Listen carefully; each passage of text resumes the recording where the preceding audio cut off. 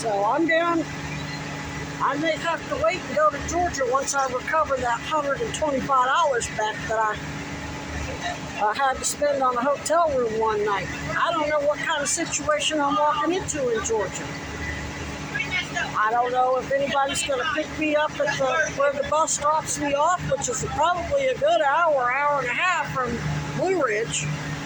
Don't know if I'm going to have to give somebody gas money, hitchhike. Don't know what the fuck I'm going to have to do. I doubt there's any taxis or buses there. I may need money for Lyft to get around. I just don't fucking know. And I'm down to my last $400, which don't go far. So I'm gonna go to the food shelf and see what that lady has to say there. I may need a bed until the end of the month when I get paid again, or at least a few days until I can recover my $100 back. In the meantime, there's still plenty of tampering going on. Donna was fucking around she's been fucking around for years. Chad's little PI was there last night. The other lady that steals from me all the time, she's always got lots of dope, lots of money, but she's supposedly homeless. I don't know whether she's one of the police dealers. I'm not sure who she is, but yeah, we'll get it figured out. Unless somebody can reassure me that somebody's going to pick me up in Georgia from that bus stop, and I'm going to have everything I need once I get there. I may have to stay until I get my next check. I don't know. In the meantime, I got to get some stuff for my team that are going to be taking care of the raccoons, because they're going to be coming out of Torpum.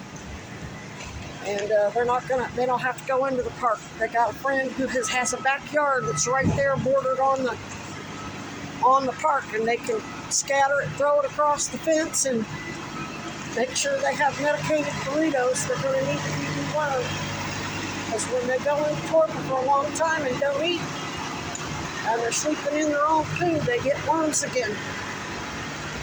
And I will be back for them, regardless of some bullshit about tampering with wildlife.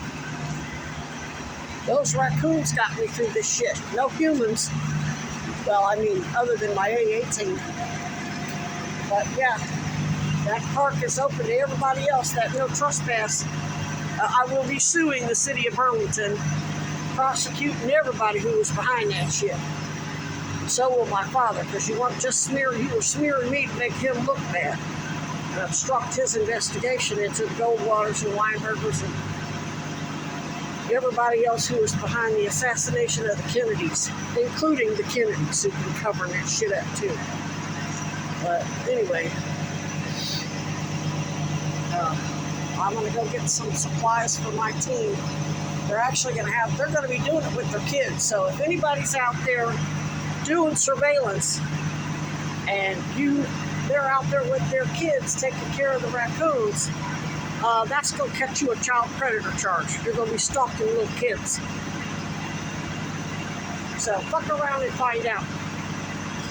You like to set motherfuckers up? We set your ass up too. Have been all along.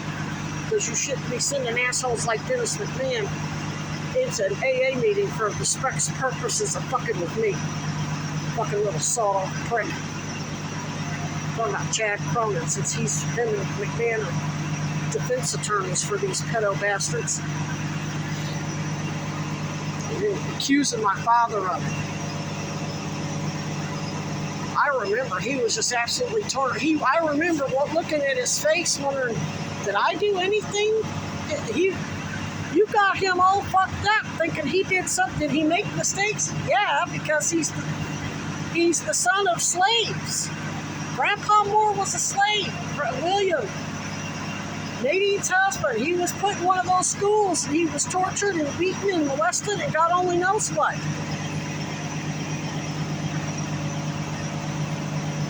So yeah, we had issues, but the Goldwaters were part of that.